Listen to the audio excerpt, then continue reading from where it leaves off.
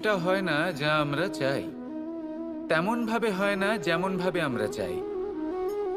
এবার তাতে আমরা দুঃখ পাই, নিরাশ হয়ে পড়ি, ভাগ্যকে দোষ দিই অথবা অন্য কাউকে বা নিজেকে। কিন্তু সত্যটা কি সেটা আমাদের জানতে হবে। এই সংসার নির্মিত হয়েছে পাহাড় দ্বারা এবং পাথর দ্বারা। তাই প্রত্যেক স্থানে ছোট ছোট ছোট ছোট নুড়ি পাথর তো অবশ্যই থাকবে।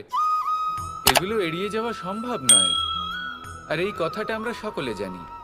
এবার এইভাবেই আমাদের জীবনে নানান রকমের সমস্যা লেগেই থাকে। এর হাত থেকে কোনোভাবেই নিস্তার পাওয়া সম্ভব নয়। একটা সমস্যা এড়াতে যান, দ্বিতীয় চলে আসবে, দ্বিতীয় সমস্যা এড়াতে যান, তৃতীয় চলে আসবে। কিন্তু সমস্যা জীবনে থাকবেই, আর আপনাকে সাহায্য করার জন্যই থাকবে কোনো না কোনো রূপে।